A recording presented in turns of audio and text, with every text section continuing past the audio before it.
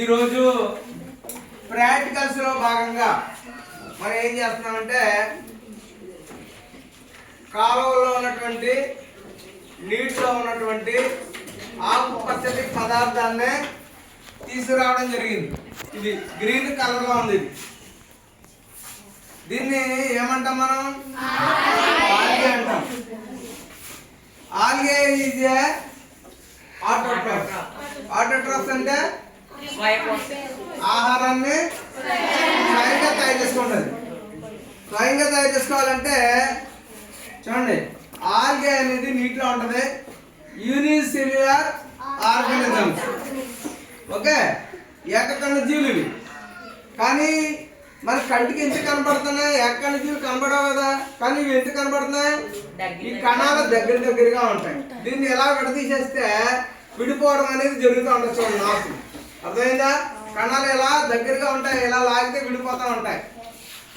ఈ నాచులు నీటిలో ఉంటాయి, నీటిలో మాత్రమే జీవిస్తూ ఉంటాయి. ఇవి ఆటోట్రోఫ్స్, ఆహారాన్ని స్వయంగా తయారు చేసుకుంటాయి. ఆహారాన్ని తయారు చేసుకోవడానికి ఏమంటాం? ఫోటో అంటాం. ఎందుకు ఎలా తయారు చేసుకుంటాయి? క్లోరోఫిల్ ఉంటుంది ఇందులో. సూర్యుని నుంచి సన్లైట్ తీసుకుంటాయి. నీటిలో ఉన్నటువంటి ఏం తీసుకుంటాయి? కార్బన్ డైఆక్సైడ్ తీసుకుంటాయి. తర్వాత సన్లైట్ తీసుకొని క్లోరోఫిల్ సహాయంతో ఆహారం తయారు చేసుకుంటాయి. ఇటువంటి దాటిని మనం ఆటోట్రోఫ్స్ అని అంటాం. మరి ఆటోట్రోఫ్స్ కి ఎగ్జాంపుల్ ఏమేమి చెప్పొచ్చు? ఆల్గే, ప్లాంట్స్ చెప్పొచ్చు. ఓకేనా? మరి ఈ ఆల్గేని మనం మైక్రోస్కోప్ లో చూద్దాం. ఆల్గేలో టైప్స్ ఆఫ్ ఆల్గేస్ ఉంటాయి, రకరకాలు ఉంటాయి ఆల్గేస్. అవి కొన్ని చెప్పాను మీకు ముందు. ఏమన్నా చెప్పగలరా? చెప్పండి. ఒకటి blue green algae, green algae, red algae, ఇలా రకరకాలుగా ఉంటాయి ఆల్గేస్.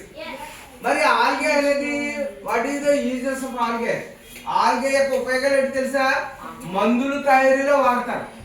చైనాలో దీనిని ఆహారంగా తింటారు. చైనాలో ఆహారంగా ఫుడ్గా తింటారు. ఎందుకంటే ఈ ఆల్గేలో ఏముంటాయి అనుకుంటున్నారు తెలుసా? ఈ ఆల్గేలో మినరల్స్ ఉంటాయి, విటమిన్స్ ఉంటాయి, కొన్ని న్యూట్రియంట్స్ కూడా ఉంటాయి.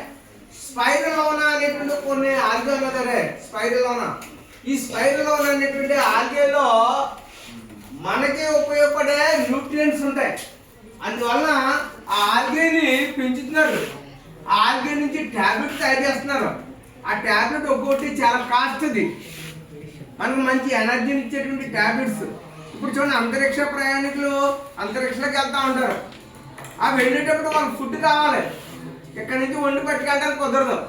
అందువల్ల ఇటువంటి న్యూట్రియన్స్ సంబంధించినటువంటి ఫుడ్ని తీసుకుంటారు వాళ్ళు. చిన్న చిన్న టాబ్లెట్ రూపంలో ఉన్నటువంటి ఫుడ్ని తీసుకుని బ్రతుకుతారు అన్నమాట వాళ్ళు. అలాగే ఈ ఆల్గే అనేది వాటర్లో పెరుగుతూ ఉంటుంది.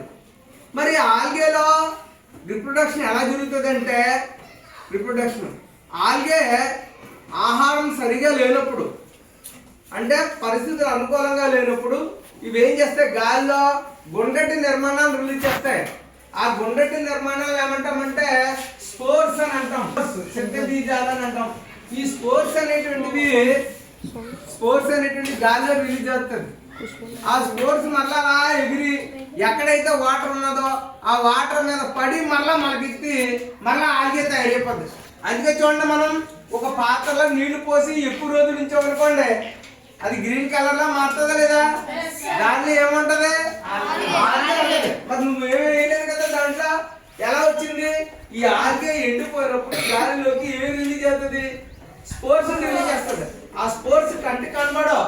ఆ స్పోర్స్ ఎక్కడైతే వాటర్ పడిందో ఆ వాటర్ మీద పడి 1, 2, 4, 4 మళ్ళా 8, 8, 16, ఇలా 16, 32 ఇలా రోజుకి పెరిగిపోయి ఆ సెల్స్ యొక్క కణాల సంఖ్య పెరిగిపోయి ఇలా ఆల్గే తయారవుతుంది, నాచు తయారవుతుంది అన్నమాట. మరి ఈ నాచుని అప్పుడే పుట్టినటువంటి చేప పిల్లలు కానీ, అప్పుడే పుట్టినటువంటి రొయ్యి పిల్లలు కానీ ఈ నాచుని ఆహారంగా తీసుకుంటాయి. తెలుసా? మొట్టమొదట ఒక రొయ్యి పిల్ల కానీ చేప పిల్ల కానీ దేన్ని తింటది అనుకుంటారు? నాచుని, ఆల్గేని ఆహారంగా తింటది. ఎందుకంటే ఆల్గేలో న్యూట్రియన్స్ అనేటువంటి బాగా ఉంటాయి. ఇప్పుడు మనం చూడండి ఇక్కడ ఈ ప్రయోగం చేయడానికి మనం ఏం చేసుకున్నాం, నాచుని తీసుకున్నాం, ఒక బ్రష్ తీసుకున్నాం, సిజర్ తీసుకున్నాము, అలా మైక్రోస్కోప్ తీసుకున్నాం, అలాగే స్లైడింగ్ తీసుకున్నాం. ఇప్పుడు ఒక స్లైడింగ్ తీసుకుని ఆ స్లైడ్ మీద మనం దీంతో కొద్దిగా వాటర్ పోసాం, జస్ట్ కొంచెం పోసి ఇందులో ఉన్నటువంటి ఆల్గేని చూడండి, ఇక్కడ ఉన్నటువంటి ఆల్గేని కొంచెం తీసుకున్నాను నేను. ఈ ఆల్గేని తీసుకొని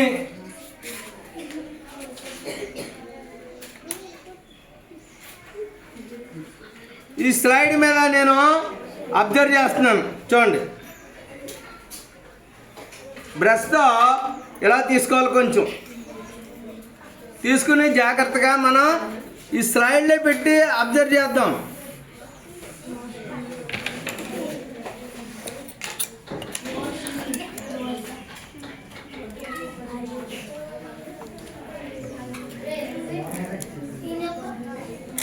చూడు,